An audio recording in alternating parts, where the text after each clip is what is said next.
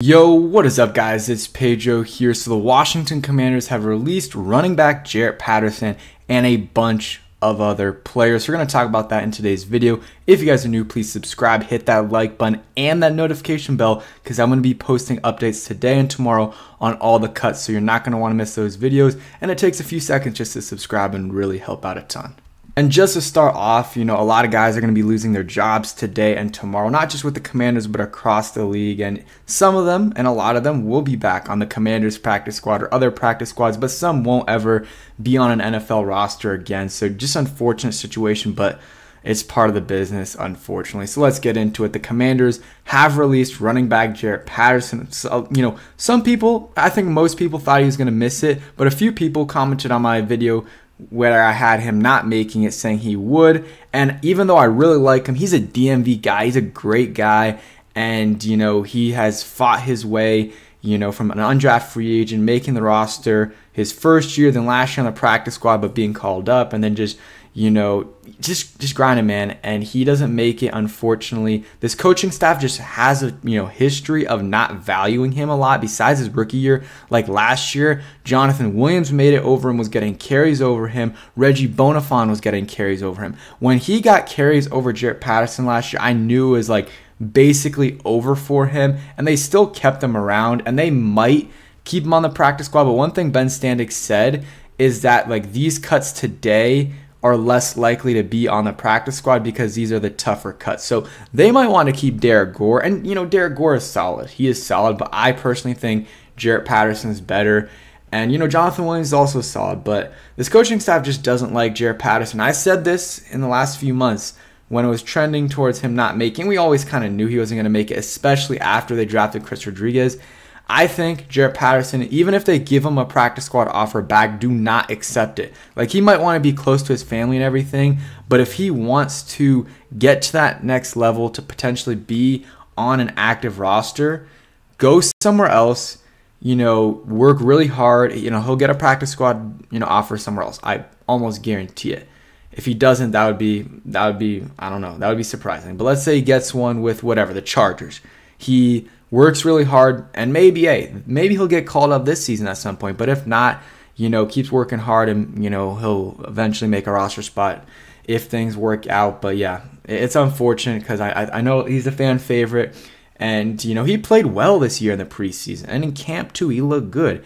And every preseason game that he played, I thought he played pretty well and was very efficient. Had a 14-15 yard touchdown where they grabbed his face mask against the Ravens. Like, he's a good player, man, and the size is one of the downsides of him, and that's why probably a lot of these teams didn't value him as much as his college production showed that he the type of player he could be. But I think he can still be at the minimum practice squad guy, but I think he can be better than that. Like, I think he can be a third, fourth running back on a team, and he also can return kicks.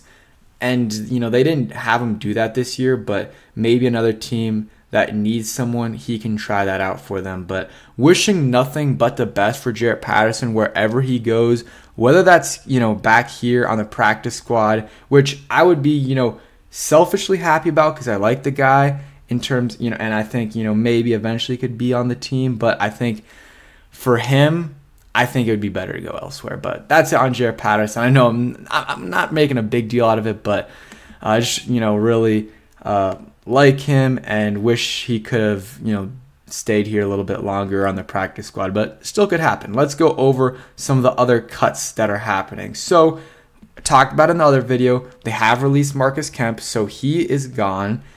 If you want a more reaction on that, you can go ahead and check out the other video. I talked about Isaiah Mack and Farrod Gardner as well. Those were the three cuts I talked about in the last video. They also have released Joshua Kalu and DJ Sturgis. These are 100% expected cuts. Maybe one or two of these guys will be on the practice squad, but I honestly doubt it. I honestly doubt it because they've got Rashad Wildgoose, Tariq Castro Fields, guys like that. Those will be the DBs in their, on the practice squad team. Maybe one of these guys, maybe. And then they also released cornerback DeMarcus Fields. And some of these guys made some nice plays, but we knew these guys were making it. Joshua Pryor, who I believe was an undrafted free agent, They released him, defensive lineman, and then defensive tackle Anthony Montalvo has also been released. Yeah, so honestly, it's going to be tough for UDFA to make it. I really don't like the only one that only two that have a chance are Casimir Allen and Mitchell Tinsley.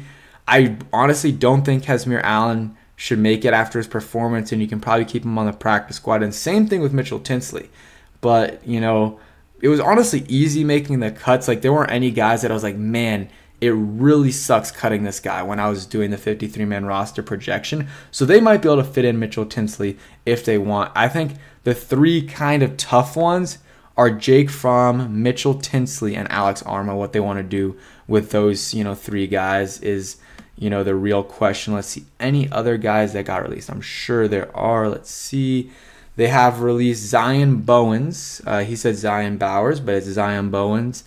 Can't remember where it might have been Boston. I don't know, but he has been released. Another undrafted free agent receiver. Just really no avenue for him to make the roster. So those were the cuts. I'm assuming, and I'm going to check with Nikki on Nikki Jabala's Twitter. And shout out to all these guys. Nikki, Ben Standick, Sam Forte, all these guys, because they are doing a lot of work getting these cuts, so shout out to them. But yeah, Jaret Patterson is definitely the biggest one. Besides that, I mean, I think there'll be a few more today, like probably 3 to 5 maybe, and then the bigger kind of names will be tomorrow, even though, you know, Jaret Patterson is kind of a big name. I know Juan is going to be very upset about, you know, him being gone because that's his guy, but it is what it is. It was expected, but I didn't really expect it to happen today, but it is what it is. So yeah, thank you guys for watching. I hope you guys enjoyed. If you did, hit that like button, subscribe if you guys are new, turn on those notifications. More videos will be out maybe today if there's any more cuts, and tomorrow. Peace.